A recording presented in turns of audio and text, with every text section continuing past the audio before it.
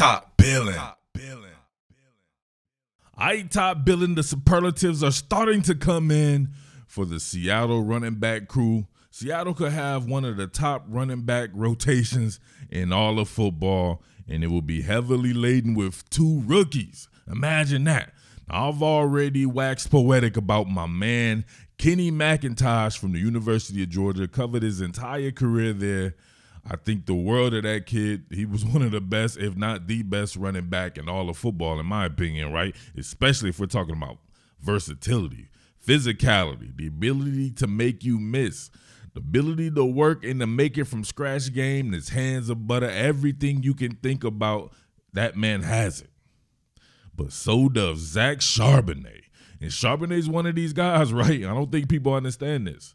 I did some stuff on Zach Charbonnet, way back in 2019, before he was even in college, right? Then I doubled back after his first season and looked back on what he did. He had a really good game, in my opinion, against a tough defense in Alabama. So I want to repurpose that Alabama film study right here for you guys to see.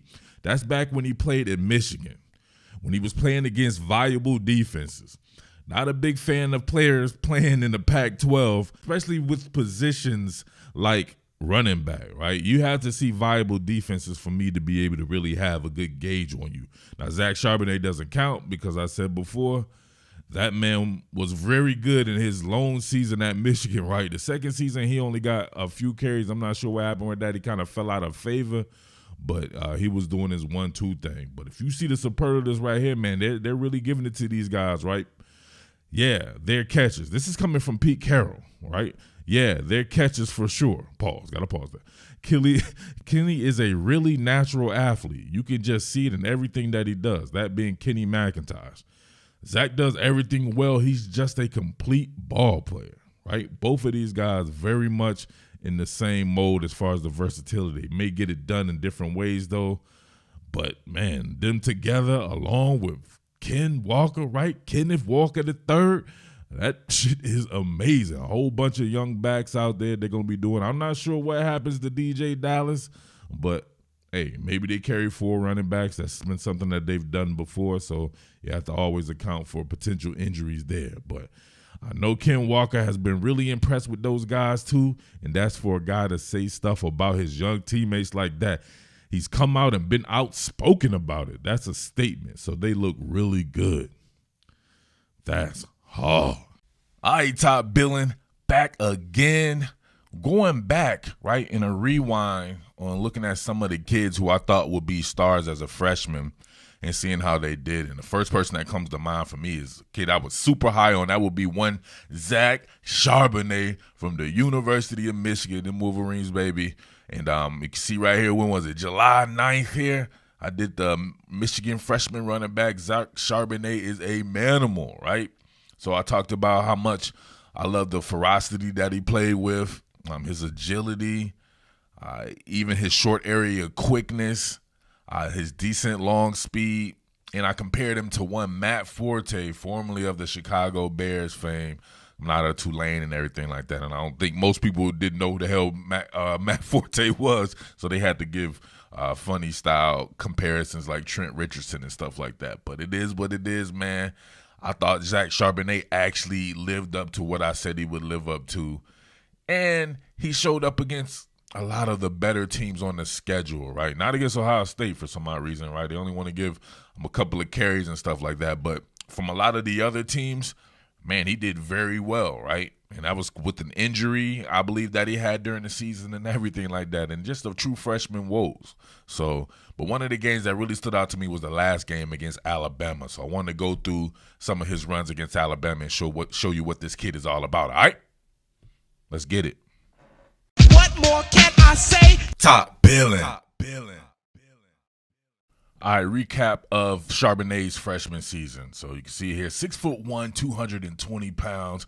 I told you right away he was built to come in to run the ball, so he didn't have to worry about the transition as far as a physicality standpoint because he was ready with his body. He was body ready.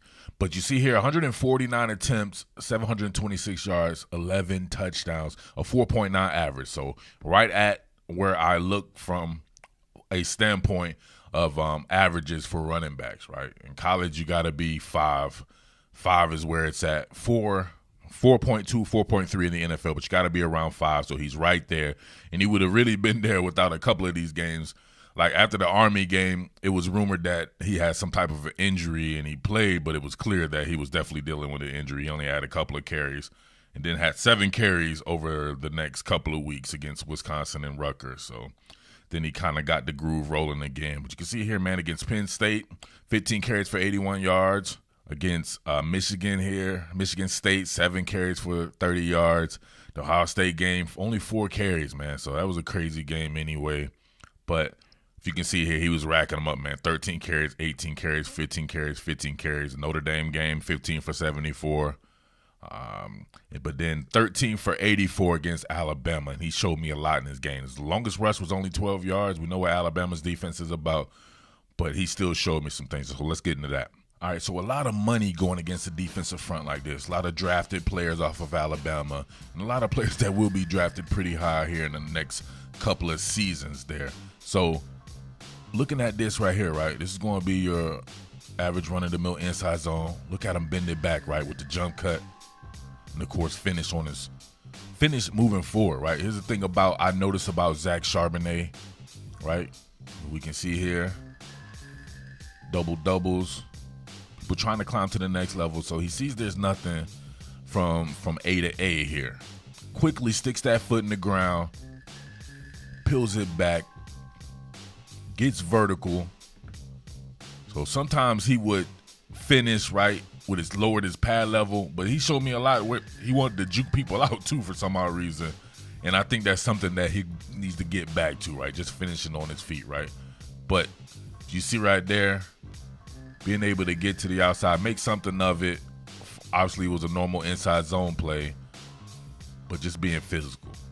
All right, we're going to have a split zone here. It's funny, the original 3 technique from Alabama actually vacates the premises, I believe, going to the weak side of the defense, and he leaves a gaping hole right there.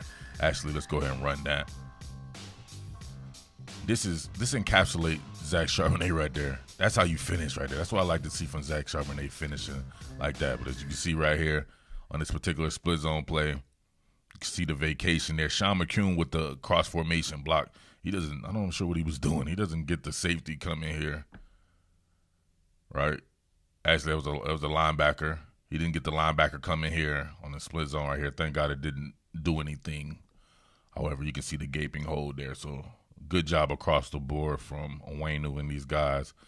But the first guy, usually if you're a good running back, you can make them either miss or you can run them over or something like that. He kind of does both. Leans his pad level into the safety here, spins out of that, gets you a couple of more yards. Being physical. Love it. Absolutely love physical football, man. All right, so this is an interesting concept here, right? You have Mike Sainristil running in orbit motion.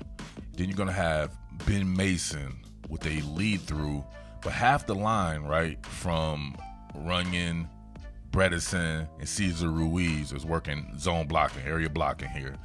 But then you have Onwenu here working with Jalen Mayfield on a pin and pull, and then you'll have Onwenu with a kick out block. Sean McCune working up to the second level to get the linebacker here, Shane Lee, and then you'll have kind of a lead through here. So it's a really good concept. I like it.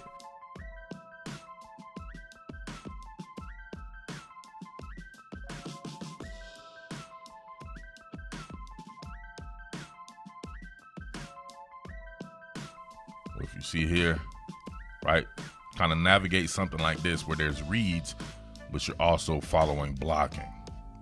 All right, so if you can see, remember I said half the line with zone steps, zone flow action there. Then you get your pin and pull action here. Mayfield pinning, Onwenu pulling, kick out block, and man on the line of scrimmage. Mason with a lead through up to the cornerback, Josh Jobe. Then he has the work off the inside hip of Mason, he being Charbonnet. Navigates that. Really good vision from Charbonnet. You can see him right there. Look at that. That's Charbonnet. You see it right there. He really picked up that, I think, a little bit more in college right there with the agility and trying to make people miss in the open field. I think that'll serve him well at the next level. Maybe keep him a little less injured. I don't know, but you know how I feel about that. I'd rather see him finish with his pads lowered and really hammer home and let you know what Michigan football is all about. All right, exact same setup. This time the orbit guy, the orbit ghost, is going to be Donovan Peoples-Jones here. But instead of this being like half zone flow and all this like that, you're going to have two pulls from your guard. So you got a gag sweep, a guard and guard sweep. And you can see this was originally designed to go on the inside. Charbonnet navigates his blocking, cuts it back to the outside. Great job. Great job. Let's see that one more time, full speed. Cesar Ruiz holding at the point of attack, cuts off the inside hip. That's how you do it right there. So this time, Ben Mason kicking out the end man on the line of scrimmage there. He doesn't know who to block, so he just gets the second level player, Christian Harris, there. But you can see right here, it was going to go from Cesar Ruiz. He was going off his outside hip, going to run through that gap, thought better of it, and gave himself an out here with Bredesen pulling. So working with Bredesen, instead of cutting it to the outside, cut it back off his inside hip. And then try. So maybe he could have followed him and went outside of that, but he's following the blocking and doing a good job of that. Then you just got to try to run through the tackles. But these guys are on scholarship too at Alabama, but he definitely made the most out of something that could have been kind of disastrous and probably should have been tackled at the line of scrimmage had he taken it to the inside. All right, working zone here from out of the pistol and get a breach, but look at him navigate it. And look, it takes like 1, 2, 3, 4, 5 Alabama players to try to bring him down. Still didn't bring him down. Finished on his feet. You see the quick breach here. Christian Barmore. That's picked up by Bredesen there. Look at the junk stop here. Can't bend it to the outside with McCune. Got this sealed off right here. They did a good job of setting the edge. That jump cut is nasty, just like Matt Forte. Look like he had a double jump cut. Look, 1, 2. A lot of muddy waters there for him to navigate. Couldn't really get his footing to get vertical upfield, but you can see what he's working with there. All right, looking like they were going to work out of the stretch here, but you can see him make the first man miss. A lot of muddy waters, navigate, safety comes up, makes him miss. But linebacker's right there to corral him. But really nowhere to go on this. Alabama's doing a good job of stringing it out. You can see here both linebackers, Christian Harris and Shane Lee, working to either side there. You're not going to do nothing with that. So you got to make something out of nothing. So hits that junk stop. Thank God you got, who's that, Mayfield. Mayfield right there sealing. He grabs Christian Harris, and now he gets a little bit of room. Encounters Jared Maiden here. Short area quickness. Looks like he's going to lower his pad level and run over Jared Maiden. Sticks that foot in the ground, makes him miss. But we got 2 Alabama players right there to tackle. Both linebackers, too. All right, this particular aspect is why a lot of freshmen don't get time to shine like Zach Charbonnet did. Pass pro. We see Alabama bluffing a double A gap blitz. Actually, they're not bluffing it. They're actually running a double A gap blitz. You see Zach Charbonnet going against the great Xavier McKinney, X-Man himself. Puts that man on his ass. Look at that pass pro. That's that prison pass pro. Like he's trying to get to the prison lunch line or something. Zach Charbonnet like, hell no. That's my brownie. Look at this. Good Lord. That's gruesome. Come on, man. That's how you spread your herb ass on the grass like fertilizer. Come on. I love that. You can see that right away when, like, the first game of the season, his pass pro was phenomenal. Love it. All right, once again, working pass pro inside out. Got Jordan Battle here. Blitzing on the inside. Charbonnet picks it up. No problem. Look at that. Easy. Easy money. 6'1", 220 pounds. Look at that. Let's have a meeting of the minds. That's it for Jordan Battle. He wasn't going nowhere. He wasn't going anywhere further. That's it. right there. So you can see, man, Zach Charbonnet is a very polished guy. He had to navigate a lot of muddy waters. The offensive line didn't perform up to snuff like I thought it may with the amount of talent that it had. But it is what it is. I expect stuff to improve. He's going to improve. What more can I say? Top Billin.